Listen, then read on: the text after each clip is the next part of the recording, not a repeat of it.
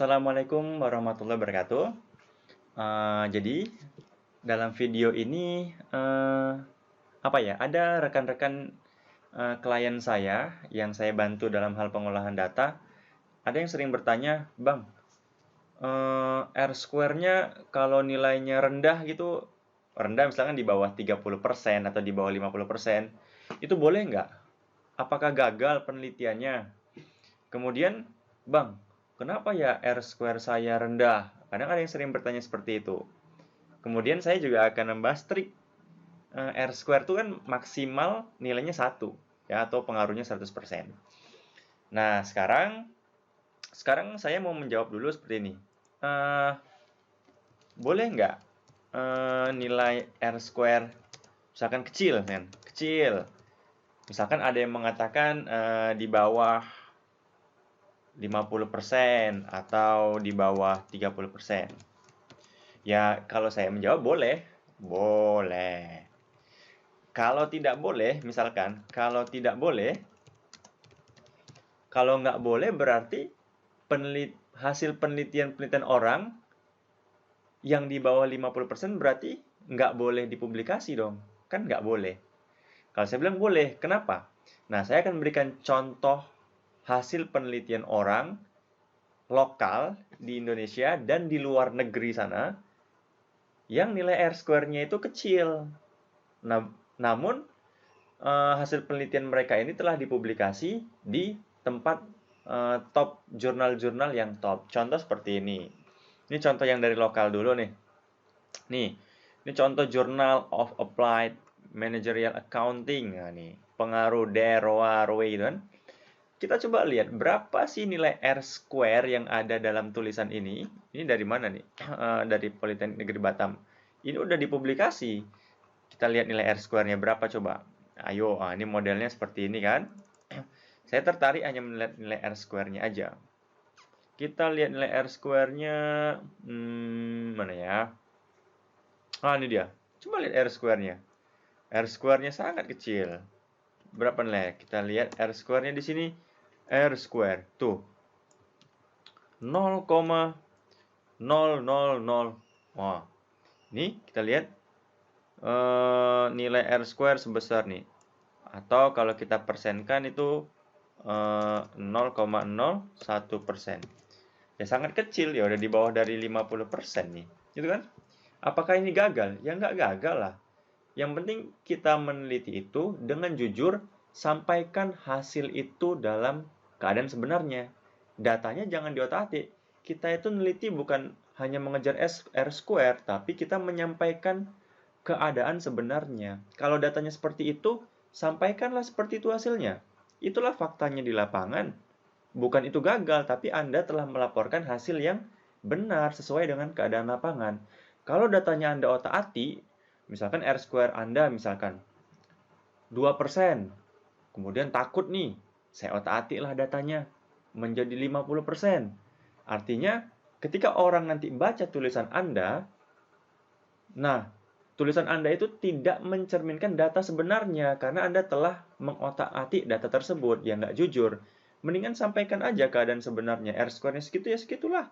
Keadaannya memang seperti itu, bukan harus diotak-atik. Intinya adalah kalau kita meneliti, kita tuh menyampaikan hasil sebenarnya.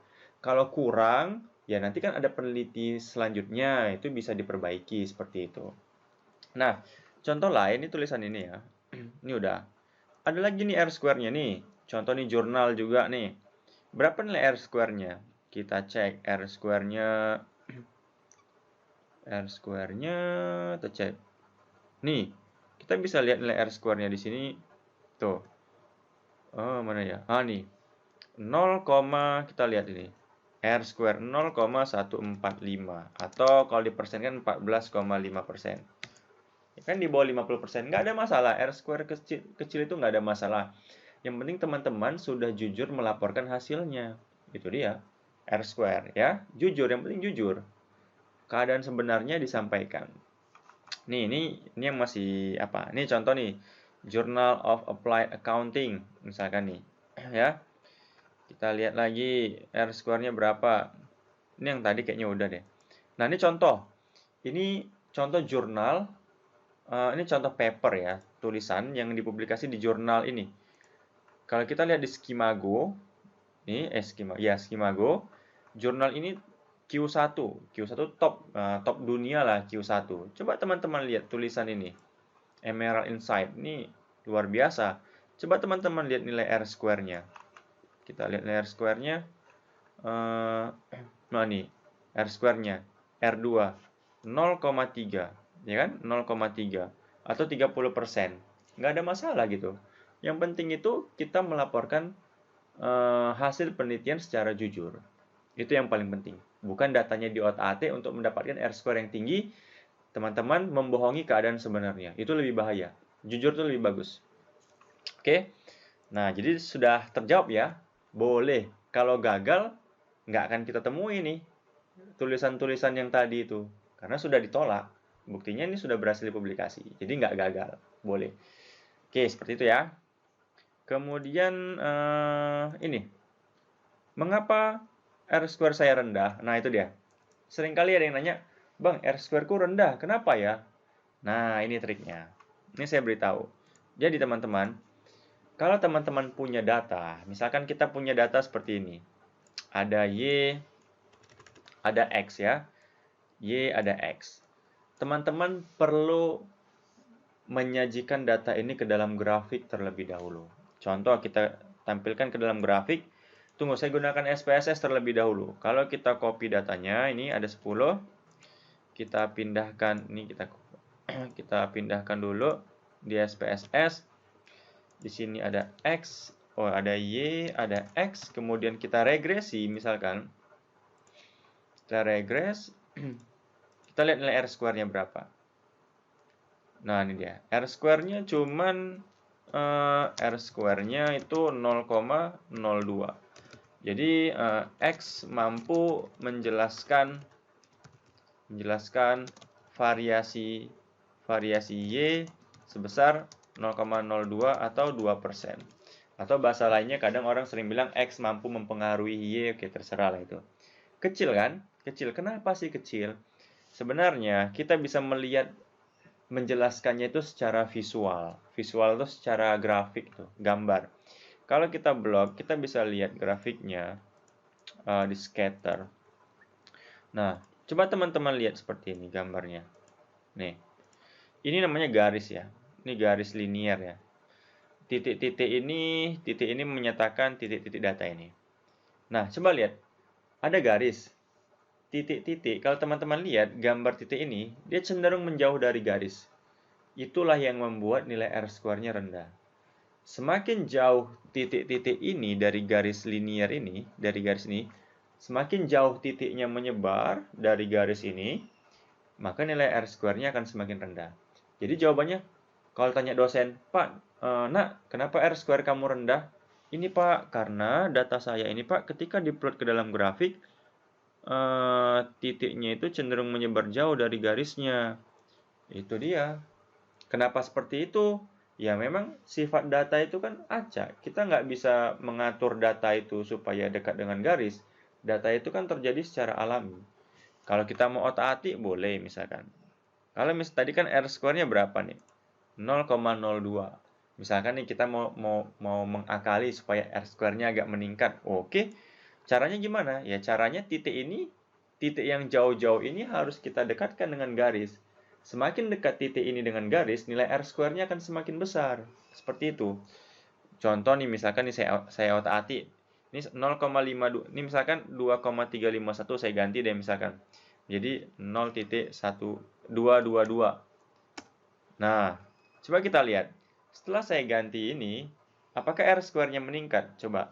Yang sebelumnya tadi R-square-nya 0,02, sekarang setelah saya perbaiki datanya, apakah R-square-nya meningkat? Jadi berapa? Nah, naik dia jadi 0,069 atau 6,9%. Mau diotak-atik lagi boleh misalkan. Misalkan di sini ini kan 1,56 ya. Saya ganti dari sini. Misalkan 1 titik berapa ya? 878. Nah, coba kita lihat. Saya ganti satu data aja, nilai R-square-nya akan meningkat drastis. Coba kita lihat nilai R-square-nya. Tuh, 0,344 atau 34%. Tapi untuk apa data ini diotak-atik? Ya, kita tinggal sampaikan aja keadaan sebenarnya seperti tadi. Jadi, triknya adalah untuk menjelaskan kenapa R-square itu rendah atau tinggi, buat dulu ke dalam grafik. Contoh ini R-square-nya tinggi untuk data ini. Kalau kita lihat ke dalam grafik, tuh, titiknya itu cenderung dekat dengan garis. Walaupun ada yang jauh, tapi kebanyakan titiknya dekat dengan garis. Berapa nilai R-square-nya? Oke, kita uji sekarang. Untuk data ini, R-square-nya kita cek. Nah, kita cek. Tuh, 0,836 atau 83,6%. Udah di atas 50%. Lumayan tinggi, gitu ya. Nah, teman-teman, nilai R-square itu paling rendah itu 0, paling tinggi itu 1. Kapan nilai R-square itu 1? Ada yang tahu? Nilai R-square itu 1 kalau titik-titik yang tadi tepat berada di garis. Nih contohnya. Contohnya pada data ini, titiknya itu berada tepat di garis.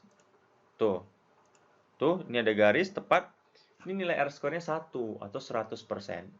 Tapi pada faktanya di lapangan, jarang sekali kita mendapatkan data seperti ini. Namanya data itu kan acak, random. Jadi ada yang datanya besar, kecil, sedang. Jadi dia menyebar secara acak. Itulah yang membuat titik-titik datanya itu menyebar di berbagai penjuru gitu sehingga R-square-nya rendah. Kalau datanya itu menyebarnya melinier, titiknya itu naik itu R-square-nya itu semakin tinggi. Seperti itu dia. Ini R-square-nya 1 ini kalau seperti ini. Kita coba.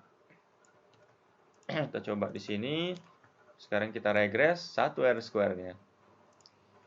Nah, kan 1 seperti itu dia. Oke, teman-teman.